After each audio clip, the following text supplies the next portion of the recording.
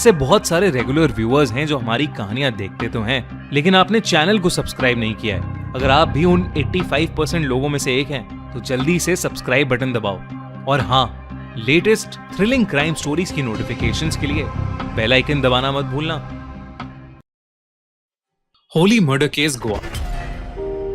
होली एक ऐसा त्योहार है जिसका इंतजार बच्चों से लेकर बूढ़ों तक सबको होता है, पर जहां इस त्योहार से खुशी और सेलिब्रेशंस जुड़ी हैं, वहीं आज के जमाने में होली के त्योहार पर साल दर साल क्राइम्स बढ़ते जा रहे हैं। ऐसा ही एक केस है 2017 का, जब गोवा की खूबसूरत बीचेस और गलियां होली के रंगों की जगह एक भयानक जुर्म से लाल हो गईं।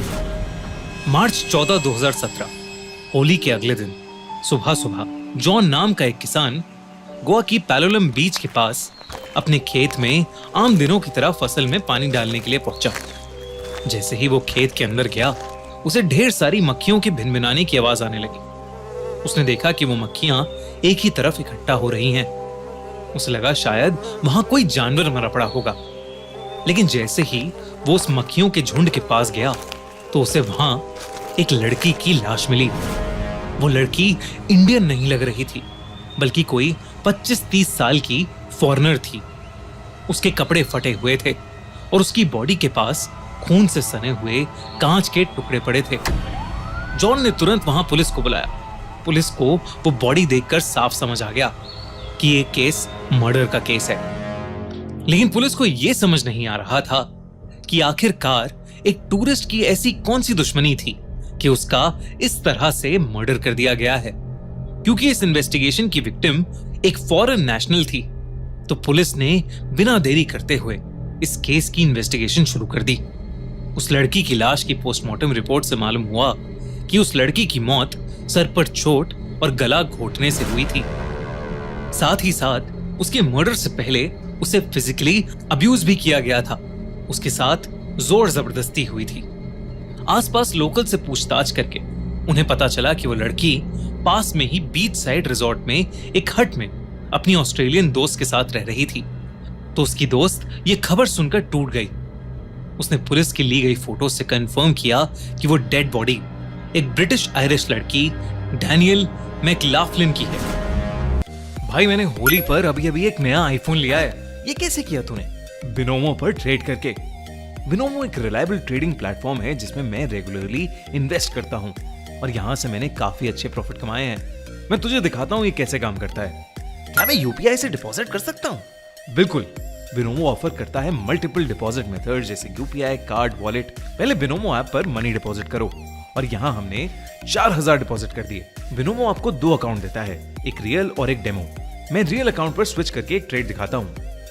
मैंने 1600 रुपीज का ट्रेड स्टार्ट किया है और अब यहाँ पर 2200 रुपए का प्रॉफिट गेन कर लिया है। अरे वाह, इतना प्रॉफिट!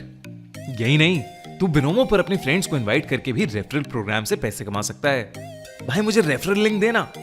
ये ले, लेकिन याद रखना ट्रेडिंग रिस्क के साथ आता है, तो हमेशा सोच समझ के ही इन्वेस्ट करना। और हाँ, हैप्पी होली। 28 साल की डैनियल एक आम सी हंसमुख लड़की थी जिसे ट्रैवलिंग बहुत ज्यादा पसंद थी। वो पूरी दुनिया घूमकर नई नई चीजें एक्सपीरियंस करना चाहती थी और साथ ही साथ नए लोगों से मिलकर नए नए दोस्त बनाना चाहती थी।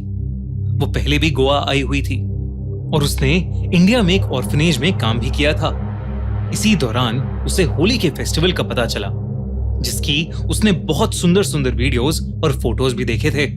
डैनियल को इंडिया बहुत पसंद था और उसने सोच लिया था कि वो वापस गोवा आकर योगा टीचर की तरह काम करेगी।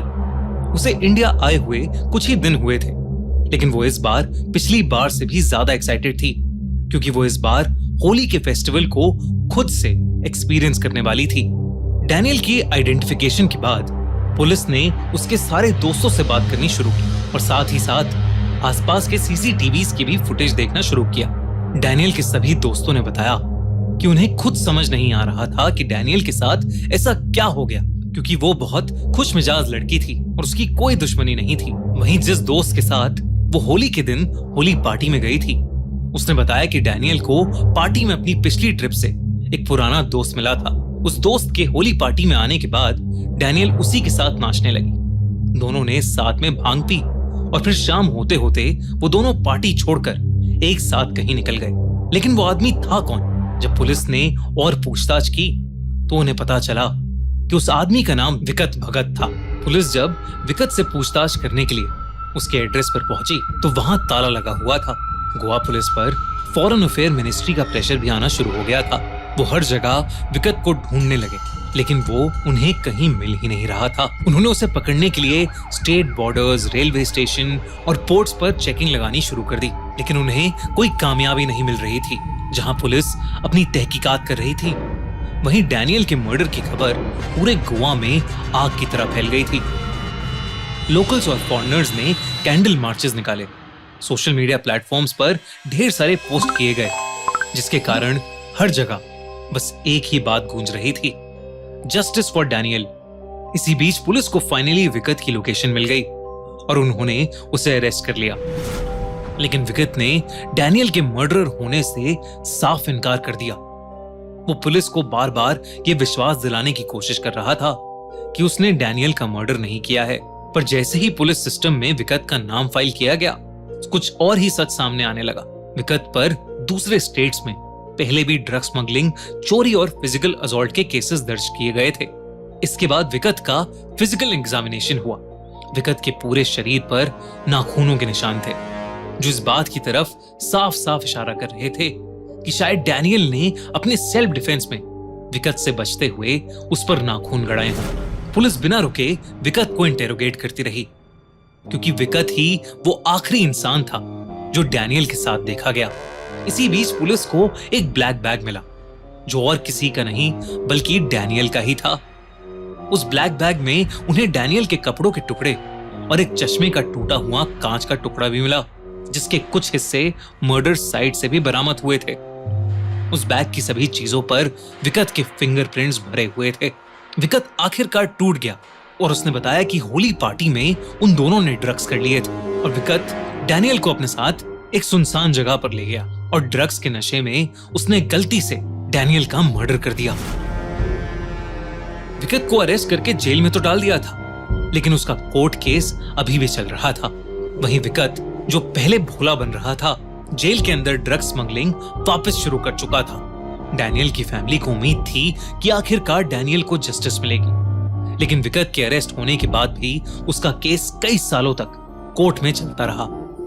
डैनियल के दोस्तों और परिवार वालों ने हिम्मत नहीं हारी और वो उसकी जस्टिस के लिए 8 साल तक लड़ते रहे। आखिरकार Irish consulate, ministry of foreign affairs और गवर्नमेंट एजेंसीज के बहुत ज्यादा प्रेशर डालने के चलते गोवा सेशन कोर्ट्स ने अपना फैसला सुनाया और फरवरी 2025 में जाकर जज के शामा जोशी ने सारे एविडेंस को मद्देनजर रखते हुए विकत को डैनियल का मुजरिम करार दिया। उसे लाइफ इम्प्रिजनमेंट यानी उम्र कैद की सजा सुनाई। हर साल होली के दिन पुलिस कंट्रोल रूम्स शिकायतों से भर जाते हैं। बिहार पुलिस रिकॉर्ड्स के अकॉर्डिंग होली के दिन लड़कियों पर 170% ज्यादा हमले होते हैं। गुड़गांव में 2016 में होली वाले दिन 380 महिलाओं से भी ज्यादा ने छेड़छाड़ की कंप्लेंट की थी और 2024 में होली के दिन दिल्ली पुलिस ने 800 से ज्यादा लोगों का ड्रंक ड्राइविंग के जुर्म में चालान काटा था। बुरा न मानो होली है कहकर लोग अपनी हदें भूल जाते हैं और यही लापरवाही जन्म देती है क्राइम को। इंसिडेंट्स जहां लोग जबरदस्ती रंग लगाने की कोशिश करते हैं, भांग पिलाने की कोशिश करते हैं, ये इंसिडेंट्स इतने कॉमन हो गए हैं कि ऐसे कई इंसिडेंट्स को हम आज के टाइम पर इजीली नजरअंदाज कर देते हैं। लेकिन हम आशा करते हैं कि आप सभी की होली कई रंगों से भरी और बहुत सेफ हो। और अगर आपको एक क्राइम स्टोरी पसंद आई तो ऐसी ही क्राइम स्टोरीज के लिए सब्सक्राइब करें द क्राइम शो बाय खूनी मंडे को।